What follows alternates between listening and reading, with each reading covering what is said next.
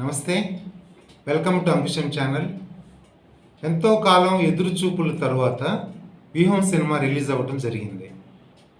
వ్యూహం సినిమా రిలీజ్కి ముందు రామ్ గోపాల్ వర్మ గురించి మనందరికీ కూడాను ఒక రకమైన అభిప్రాయం ఉండే ఉంటుంది.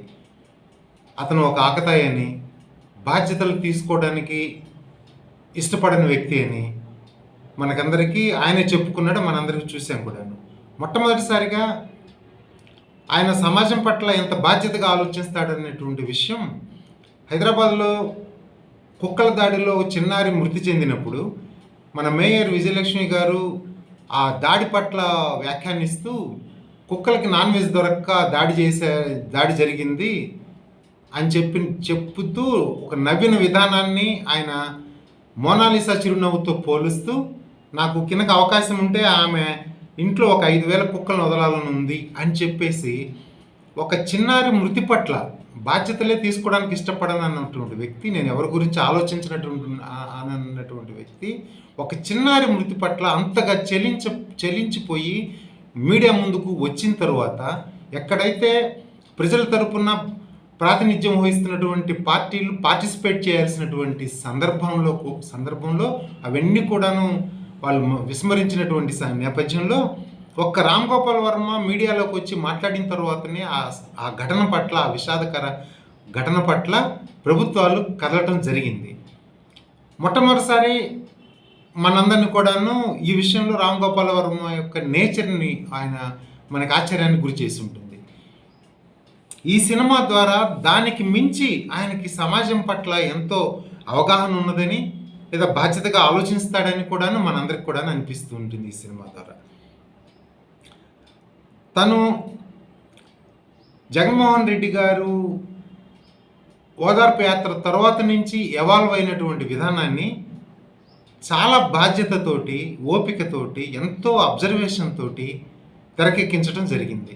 ఎక్కడైతే జగన్మోహన్ రెడ్డి గారు తనని గురించి తను చెప్పుకోవటం అనే దానికి ఇష్టపడకుండా, action speaks louder than words అన్నట్లుగా తనకు తానుగా చెప్పుకోవడానికి ఇష్టపడకుండా కేవలం తన చేతలే చెప్తాయన్నట్లుగా ఓదార్పు యాత్రలో ప్రజల్ని దగ్గరగా చూసినటువంటి విధానం ద్వారా ప్రజలు వాళ్ళ నాన్నగారిని ఎందుకు గుర్తుపెట్టుకున్నారు అన్న విషయాన్ని ఆయన శోధించటం ద్వారా, ఆ విషయాన్ని మనసుకి బాగా ఎక్కించుకోవటం ద్వారా ఆయన ఇన్వాల్వ్ అయినటువంటి తీరు, నాన్న పట్ల ఎందుకు ఇంత ఇది అనేది. అంటే ఆయన నాన్నగారు ఇప్పుడు జగన్మోహన్ రెడ్డి గారు అమలు పరుస్తున్నటువంటి సంక్షేమంలో రాజశేఖర రెడ్డి గారు అమలు పరిచింది ఈ సగం భాగం ఉంటుందేమో,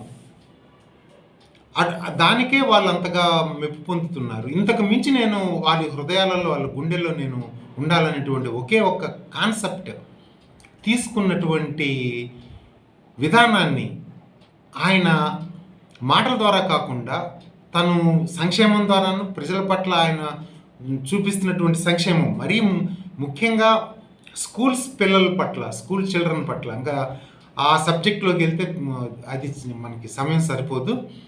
చూసుకున్నటువంటి విధానం, ముసలి వాళ్ళ పట్ల ఆయన స్పందించేటువంటి విధానం, అవ్వ తాతలని కానీ, అక్క చెల్లెమ్మలు అనేటువంటి అంటూ అక్క చెల్లెమ్మల పట్ల ఇంటి పట్టాలు ఇస్తున్నటువంటి విధానం కానివ్వండి, ఆసరా కోసం వాళ్ళకి ఇస్తున్నటువంటి ఆసరా ద్వారా డబ్బులు ఇస్తూ ఆయన నిజంగా ఇస్తున్నటువంటి చేయూత, ఇట్లాంటివన్నీ కూడాను ఆయన సమాజం పట్ల ఏ రకంగా, ప్రజల పట్ల, ముఖ్యంగా దిగువ మధ్యతరగతిను పేద వర్గాల పట్ల ఆయనకున్నటువంటి మమకారాన్ని, ఆయన వారి పట్ల అల్లుకున్నటువంటి, ఆయన మనసులో ఆయన పెంచుకున్నటువంటి మమకారాన్ని చాలా చక్కగా ఆయన డెవలప్మెంట్ స్కీమ్స్ పట్ల, సంక్షేమ స్కీమ్స్ పట్ల ఆయన మనతోటి, ప్రజలతోటి, సమాజంతో ఆయన చేతల ద్వారా మాట్లాడినటువంటి విధానాన్ని ఈ సినిమా ద్వారా తెరకెక్కించడం జరిగింది.